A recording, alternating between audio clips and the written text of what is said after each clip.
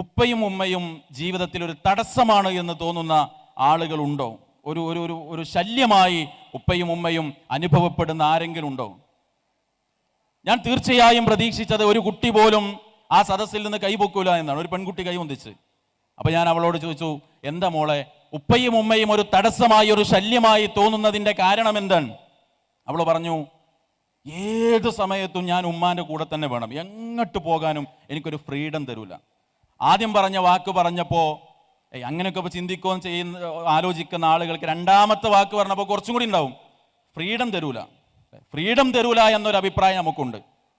ഉപ്പയും ഉമ്മയും ശല്യമാണ് എന്നൊരു അഭിപ്രായം ഇല്ലെങ്കിലും ഫ്രീഡം തരൂല എന്നൊരു അഭിപ്രായം എനിക്കുണ്ട്.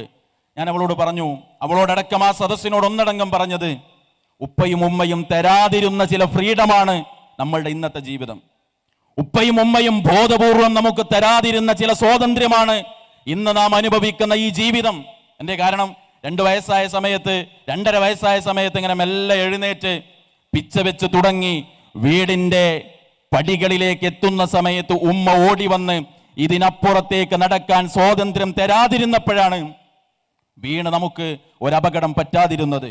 കത്തിക്കൊണ്ടിരിക്കുന്ന വിളക്കിന്റെ തീനാളത്തിലേക്ക് കൈപിടിക്കാൻ പതിയെ നമ്മൾ മുട്ടിലിഴഞ്ഞ് ചെല്ലുന്ന സമയത്ത് ആ വിളക്ക് പിടിക്കാൻ പോകുന്ന നിമിഷത്തിൽ നമുക്ക് ഉമ്മ തരാതിരുന്ന ഫ്രീഡത്തിന്റെ വിലയാണ് നാം ഇന്ന് അനുഭവിക്കുന്ന ഈ ജീവിതം. അങ്ങനെ പല സ്ഥലങ്ങളിലും അരുതേ എന്ന് പറഞ്ഞ് കൈപിടിച്ച്, വേണ്ട എന്ന് പറഞ്ഞ് പിറകോട്ട് വലിച്ചത് കൊണ്ടാണ് അപകടം പറ്റാത്ത ഒരു ജീവിതം ഇന്ന് നമുക്ക് മുന്നോട്ട് കൊണ്ടുപോകാൻ കഴിയുന്നത്. അതുകൊണ്ട് ചിലതൊക്കെ ഉമ്മയും ബാപ്പയും പറയുമ്പോൾ ഉൾക്കൊള്ളാനുള്ളൊരു മനസ്സുണ്ടാവുക എന്നത് ഏറ്റവും പ്രധാനമാണ്. അതിനെന്ത് വേണമെന്നറിയോ? എന്തിനാണ് ഞാൻ എൻ്റെ ഉമ്മയെ സ്നേഹിക്കുന്നത്? എന്തിനാണ് ഞാൻ എൻ്റെ ഉപ്പയെ സ്നേഹിക്കുന്നത്? എന്തിനാ ഉമ്മാനെ സ്നേഹിക്കുന്നത്? ഉമ്മാനെ സ്നേഹിക്കുന്നത് ഉമ്മാക്ക് വേണ്ടിയാണ്. അപ്പൊ എന്താ സംഭവിക്കാറിയോ? ഒരു ബൈക്കുമായിട്ട് കൂട്ടുകാരെങ്ങനെ വരും, വീട്ടിൻ്റെ മുറ്റത്തെത്തും, ടർഫിക്ക് പോകുമല്ലേ ചോദിക്കും. അപ്പം ഇങ്ങനെ നമ്മൾ തലയിൽ ചുറന്നിങ്ങനെ നിന്നിട്ട് അടുത്ത ദിവസം അവനെ കാണുമ്പോൾ പറയും, എടാ നീയും കൂടി ഉണ്ടാവുമെന്ന് വിചാരിച്ചിട്ടല്ലേ ഞാൻ ബുക്ക് ചെയ്തത്, അതിന് ചങ്ങായി ഒന്ന് വിടണ്ടേ, ഒന്ന് പറഞ്ഞേക്കണ്ടേ, വീട്ടിൽ നിന്നൊന്ന് വിട്ട് കിട്ടണ്ടേ. ഇത് ഉമ്മാക്ക് വേണ്ടി ഉമ്മയെ സ്നേഹിച്ചപ്പോൾ ഉള്ള പ്രശ്നമാണ്. അള്ളാഹുവിന് വേണ്ടിയാണ് ഉമ്മയെ സ്നേഹിച്ചതെങ്കിൽ ജീവിതത്തിൽ ഒരു സെക്കൻഡ് പോലും നമ്മുടെ ഉമ്മാക്കെതിരെ നമ്മൾ സംസാരിക്കൂല, ഉപ്പാക്കെതിരെ നമ്മൾ സംസാരിക്കൂല. അള്ളാഹുവിന് വേണ്ടി ഉമ്മയെ സ്നേഹിക്കണം. നേരത്തെ മുനവർ സ്വലാഹിയുടെ ക്ലാസ്സിൽ പറഞ്ഞത്, ജീവിതത്തിന്റെ ഓരോ നിമിഷവും മുന്നോട്ട് കൊണ്ടുപോകുന്നത് പടച്ചറബിന്റെ തൗഫീഖ് നമുക്ക് കിട്ടുമ്പോഴാണ്. ആ അള്ളാഹുവിന് നമ്മളോടൊരു ഇഷ്ടം വേണം.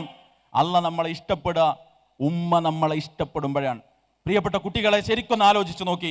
മറ്റെല്ലാ തിരക്കുകളിൽ നിന്നും മനസ്സൊന്ന് മാറ്റിവെച്ച് ശരിക്കൊന്ന് ആലോചിച്ചു നോക്കി. മനസ്സറിഞ്ഞ് ഉമ്മ സ്നേഹിക്കാൻ പറ്റുന്ന ഒരു സ്വഭാവം എന്നിൽ നിന്ന് എൻ്റെ ഉമ്മച്ചിക്ക് അനുഭവിക്കാൻ പറ്റിയിട്ടുണ്ട്. ഇന്നലെ ഒരാൾ എന്നോട് പറഞ്ഞു, അവര് ഒരു പ്രഗ്നന്റ് ആയ സ്ത്രീ, ഇന്നലെ അവളുടെ ഓപ്പറേഷൻ കഴിഞ്ഞു. അൽഹംദുലില്ലാ, ആരോഗ്യപരമായ പ്രശ്നമൊന്നും ഇല്ലാതെ ആ കുട്ടിയും ഉമ്മയും ഇപ്പോൾ ജീവിക്കുന്നുണ്ട്. പക്ഷേ പ്രസവിക്കാനുള്ള സമയമായിട്ടല്ല ഓപ്പറേഷൻ നടന്നത്. അപ്പൊ അതിന്റെ കാരണം ചോദിച്ചപ്പോൾ അവർ പറഞ്ഞെന്തറിയോ? നമ്മളുടെ ജില്ലയിലുള്ള നാം ഈ സംസാരിക്കുന്നതിൻ്റെ പരിസരത്തുള്ള അറിയപ്പെട്ട ഒരു ഡോക്ടർ അവരോട് പറഞ്ഞു, കുറച്ചുകൂടി മുന്നോട്ട് പോയാൽ എന്തെങ്കിലും പ്രശ്നം ഉണ്ടായാൽ ഒന്നുകിൽ ഉമ്മാനെയോ അല്ലെങ്കിൽ കുട്ടിയെ, രണ്ടിലൊരാളെ തിരിച്ചു കിട്ടുള്ളൂ. അതുകൊണ്ട് മാസം തികയാൻ കാത്തു നിന്നാൽ ഒരുപക്ഷെ ഉമ്മയെ നഷ്ടപ്പെടും. അതുകൊണ്ട് ഓപ്പറേഷൻ നടത്തണം എന്നാ പറഞ്ഞത്. ഒരുപക്ഷെ ജീവിതത്തെ വില കൊടുത്തിട്ടാണ് ഉമ്മ നമ്മളെ പ്രസവിച്ചിട്ടുള്ളത്. മരണം സംഭവിക്കാവുന്ന നിമിഷങ്ങൾ അഭിമുഖീകരിച്ചിട്ടാണ് എനിക്കും നിങ്ങൾക്കും നമ്മുടെ മാതാവ് ജന്മം തന്നിട്ടുള്ളത്, അല്ലെ? ഏറ്റവും സന്തോഷമുള്ള നിമിഷമാണ് വീട്ടിലൊരു കുട്ടി ഉണ്ടാവുക എന്ന് പറഞ്ഞ. പക്ഷേ സ്വന്തം മകൾ പ്രസവിക്കാൻ പോകുമ്പോൾ നെഞ്ചു പൊട്ടുന്ന ഒരു ഉമ്മ ഉണ്ടാകും, നമ്മുടെ വല്യമ്മ. എന്തേ നെഞ്ചു പൊട്ടാൻ കാരണം എന്നറിയോ? എൻ്റെ മകൾ പോവുക, ആ കവാടം കടന്ന് പോകുന്നത് ജീവനോടുകൂടി തിരിച്ചു വരാനാണോ എന്ന് യാതൊരു ഉറപ്പുമില്ലാത്തൊരു പോക്കാണ്. ലേബർ റൂമിന്റെ ഡോറ് തുറന്ന് ഉമ്മച്ചി ഇങ്ങനെ പോയില്ലേ, ഉമ്മ പോയത് തിരിച്ചു വരുമെന്ന് ഉറപ്പില്ലാത്തൊരു പോക്കാണ്. ആ പോക്കിൽ തന്നതാണ് നമ്മുടെ ഈ ജീവിതം. പക്ഷേ ഇന്നലെ പറഞ്ഞ വാക്കിനോട് പോലും നമ്മൾ പ്രതികരിച്ചത് എങ്ങനെയാണ്? അള്ളാന്റെ ഇഷ്ടം കിട്ടുന്ന ഒരു പ്രതികരണമാണോ ഉമ്മച്ചി എന്തെങ്കിലും പറയുമ്പോ? അല്ലെങ്കിൽ തള്ള നിങ്ങൾക്ക് എന്താ അറിയാ, എന്ത് പറഞ്ഞിട്ട് നിങ്ങൾ ഈ പറയണത്, അല്ലേ? എന്റെ കൂട്ടുകാരെ കുറിച്ച് എന്തെങ്കിലും അറിയോ? നമ്മള് ഫോണിലാണ്, ഒഴിവുള്ള സമയം നമ്മൾ ഫോണിലാണ്. ഉമ്മ നമ്മളോട് പറയും, മോളെ ഒന്നാ ഫോൺ എടുത്തൂടെ. ഉമ്മച്ചി നിങ്ങൾക്ക് എന്തെങ്കിലും അറിയോ? ഉമ്മക്കൊന്നും അറിയില്ല. പക്ഷെ ഉമ്മാക്ക് അറിയുന്ന ഒരു കാര്യമുണ്ട്, എൻ്റെ മകൾക്ക് അപകടം പറ്റരുത് എന്നൊരു ആത്മാർത്ഥത ഉമ്മാക്കുണ്ട്.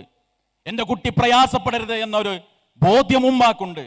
ആ ബോധ്യത്തിൽ നിന്നാണ് നമ്മളുടെ മാതാവും നമ്മളുടെ പിതാവും പലയിടത്തും നമ്മളോട് സംസാരിച്ചും തിരുത്തിയും വഴി കാണിച്ചും നമ്മളെ മുന്നോട്ട് കൊണ്ടുപോകുന്നത്. അതുകൊണ്ട് സ്നേഹപൂർവ്വം പരിഗണിക്കാൻ പ്രിയപ്പെട്ട മക്കളെ നമുക്ക് കഴിയണം.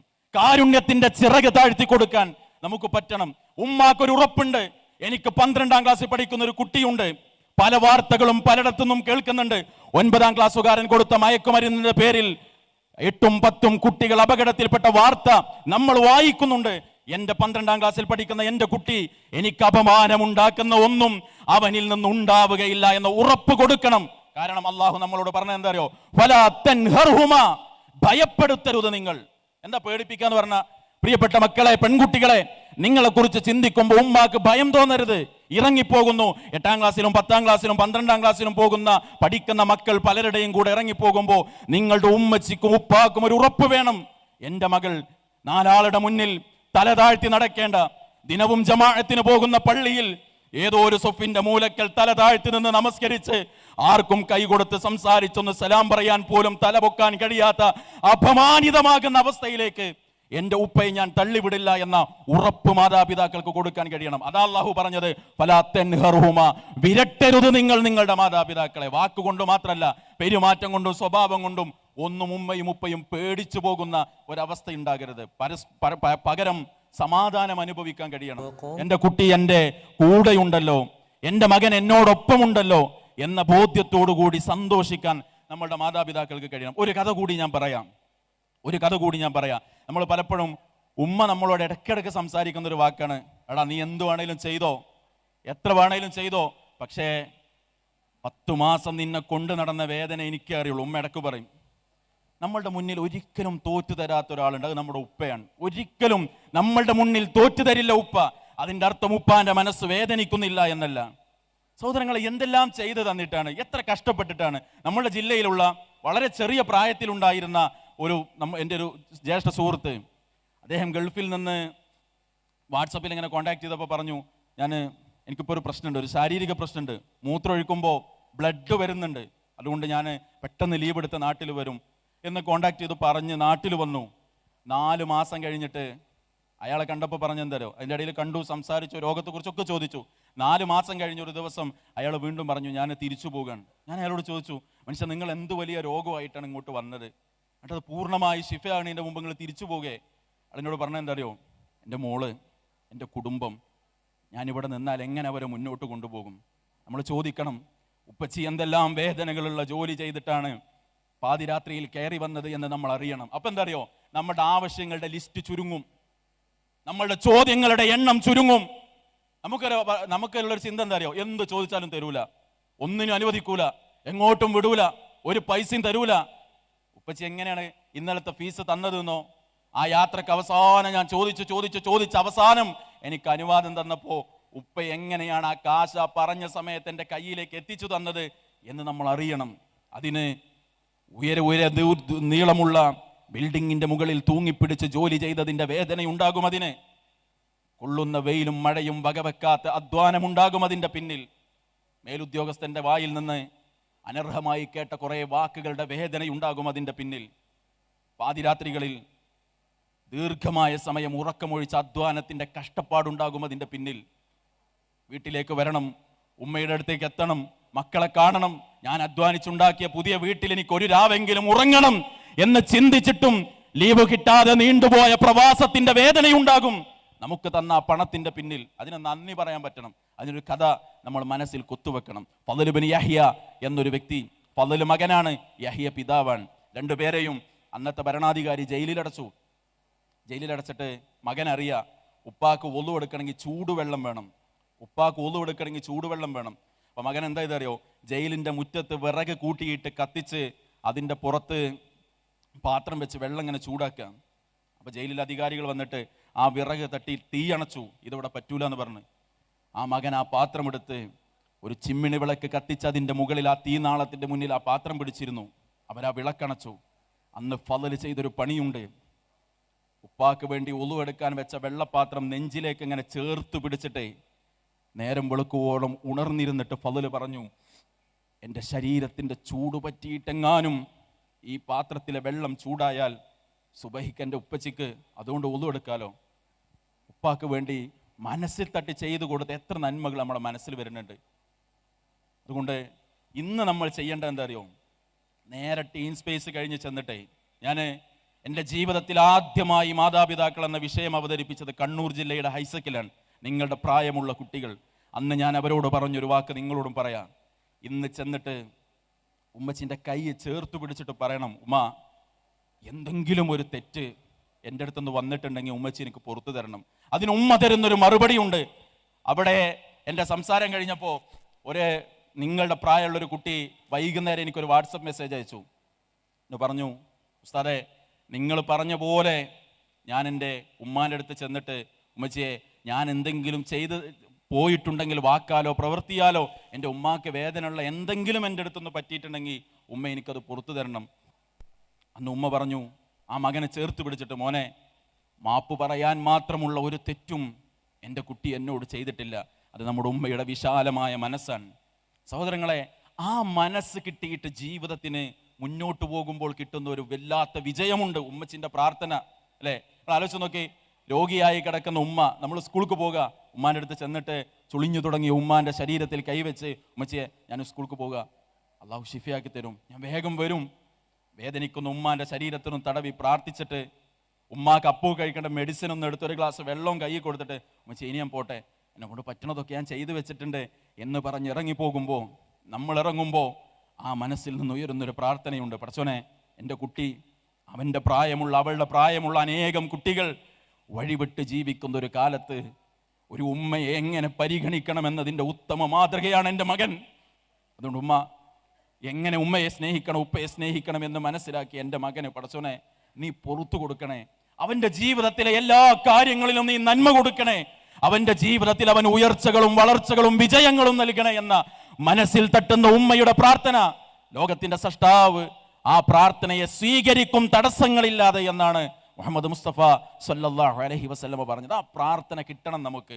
ഉമ്മ അനുകൂലമായി പ്രാർത്ഥിച്ചാലും പ്രതികൂലമായി പ്രാർത്ഥിച്ചാലും കിട്ടും നമുക്ക് അനുകൂലമായ പ്രാർത്ഥന കിട്ടണം. നോക്കൂ, നിങ്ങൾ ഭൗതികമായ വിഷയങ്ങളിൽ പോലും ഉമ്മാന്റെ പ്രാർത്ഥന നമുക്ക് ഗുണം ചെയ്യുന്നതാണ്. ഗുഹയിൽ മൂന്നാൾ അകപ്പെട്ട് അവർക്ക് രക്ഷപ്പെടാൻ പറ്റാതെ ഗുഹാമുഖത്ത് കല്ല് വന്നടഞ്ഞു നിന്നപ്പോൾ അവർ തീരുമാനിച്ചു, നമുക്ക് നമ്മൾ ചെയ്ത നന്മകൾ എടുത്ത് പ്രാർത്ഥിക്കാം. അവരിൽ ഒരാൾ പ്രാർത്ഥന എന്താ അറിയോ? അവരിൽ ഒരാൾ പ്രാർത്ഥിച്ച പ്രാർത്ഥന, അല്ലാഹുവേ എല്ലാ ദിവസവും ഞാൻ വീട്ടിലേക്ക് വരുമ്പോൾ കുറച്ച് പാലുമായിട്ടാണ് വരിക, അത് ഉമ്മാക്കും ഉപ്പാക്കും കൊടുക്കും. അവർ സന്തോഷത്തോടു കൂടി വാങ്ങി കുടിക്കുന്നത് കണ്ടിട്ടാണ് ഞാൻ ഉറങ്ങാറുള്ളത്. ഒരു ദിവസം ഞാൻ ആ പാലുമായി വന്നപ്പോൾ എൻ്റെ ഉപ്പച്ചി ഉറങ്ങിയിട്ടുണ്ട്. അപ്പം എൻ്റെ മനസ്സിലൊരു ചിന്ത, എൻ്റെ മക്കൾ എൻ്റെ കൂടെ ഉണ്ട്, അവർക്ക് കൊടുക്കാലോ. പക്ഷെ എൻ്റെ മനസ്സ് പറഞ്ഞത്, എന്നും ഉമ്മാക്കും ഉപ്പാക്കും ചെയ്തു കൊടുക്കുന്ന ഒരു നന്മ ഇന്ന് ഞാൻ ചെയ്യാതിരിക്കണത് ശരിയല്ല. എന്നാൽ അവർ വിളിച്ചുണർത്തിയാലോ? അല്ല, അതൊരു ആദരവില്ലാത്ത പണിയാണ്. ഞാൻ കാത്തുനിന്നു. അവരെഴുന്നേറ്റപ്പോൾ ഞാൻ ആ പാൽപാത്രം അവർക്ക് കൊടുത്തു. അതെടുത്ത് അവർ കുടിച്ച് സന്തോഷത്തോടു കൂടി അന്ന് അവർ ഉറങ്ങി. പടച്ചവനെ, അങ്ങനെ ഞാൻ എൻ്റെ ഉമ്മാനെയും ഉപ്പാനെയും പരിഗണിച്ചത് നിന്റെ പ്രതിഫലം കിട്ടാൻ വേണ്ടി മാത്രമാണ്. റബ്ബേ, ഇപ്പോൾ അകപ്പെട്ട് ഈ പ്രതിസന്ധിയിൽ നിന്ന് രക്ഷപ്പെടുത്തി തരണേ എന്ന ആ മനുഷ്യന്റെ പ്രാർത്ഥന. മറ്റു രണ്ടുപേരും സ്വകാര്യതയിൽ അവർക്ക് ചെയ്യാവുന്ന തിന്മകളിൽ നിന്ന് വിട്ടുനിന്ന് അവർ ചെയ്ത നന്മകളെ എടുത്ത് പ്രാർത്ഥിച്ചപ്പോൾ ആ പ്രതിസന്ധി പടച്ചോൻ അവർക്ക് നീക്കിക്കൊടുത്തു എന്നാണ്. സഹോദരങ്ങളെ, ചെറിയ പ്രായമാണെങ്കിലും വേഗത്തിൽ രോഗങ്ങളും അപകടങ്ങളും പ്രശ്നങ്ങളും ഒക്കെ വരുന്ന ഒരു പ്രായമാണ്, ഒരു കാലമാണ് നമ്മളുടേത്. നമ്മളുടെ ബ്ലഡിന്റെ റിസൾട്ട്, ടെസ്റ്റ് ചെയ്ത റിസൾട്ട് ഇങ്ങനെ നോക്കിയിട്ട് ഡോക്ടർ എന്നെ കൊണ്ട് ചെയ്യാൻ പറ്റണതല്ല, അത് കുറച്ചും കൂടി ഒരു മേജറായിട്ടുള്ള ചികിത്സക്ക് പോകണം എന്ന് പറഞ്ഞിട്ട് ഒരുപക്ഷെ തിരിച്ചുവരവില്ലാത്തൊരു രോഗത്തിന് നമ്മൾ അടിമപ്പെട്ടിട്ടുണ്ട് എന്ന് ബോധ്യപ്പെട്ടിട്ട് വീട്ടിലേക്ക് തിരിച്ചു വരുന്നൊരു രംഗമുണ്ട്. അന്ന് നമ്മൾ കളിച്ചു നടന്ന സ്ഥലങ്ങളും നമ്മളുടെ വീടും നമ്മളുടെ കൂട്ടുകാരുടെ വീടും നാം സ്കൂളിലേക്ക് പോയ വഴിയോരങ്ങളും ഏതോ ഒരു വാഹനത്തിൻ്റെ സൈഡ് സീറ്റിലിരുന്ന് വീണ്ടും കണ്ട് ഇനിയൊരു പക്ഷേ ഞാൻ എൻ്റെ വീട്ടിൽ തന്നെ കാലം കഴിച്ചു കൂട്ടേണ്ടി വരുമോ എന്ന് ചിന്തിച്ച് അവസാനമായി ആ കാഴ്ചകൾ കണ്ടുപോരുന്ന സമയമല്ലേ, അന്ന് നമുക്ക് റബ്ബിനോട് പ്രാർത്ഥിക്കാൻ പറ്റും. പടച്ചോനെ, എൻ്റെ രോഗത്തിന് ചികിത്സയില്ല എന്ന് മെഡിക്കൽ സയൻസ് പറയുന്നുണ്ടെങ്കിലും നിനക്ക് മാറ്റാൻ പറ്റാത്ത ഒന്നുമില്ല. എൻ്റെ ഉമ്മാക്ക് ഞാൻ കുറേ നന്മ ചെയ്തു കൊടുത്തിട്ടുണ്ട്. എൻ്റെ ഉപ്പ പറഞ്ഞ എല്ലാ വാക്കുകളും ഞാൻ അനുസരിച്ചിട്ടുണ്ട്. അനുസരണക്കേട് എന്ന് വരെ എൻ്റെ ജീവിതത്തിൽ ഞാൻ കാണിച്ചിട്ടില്ല റബ്ബേ.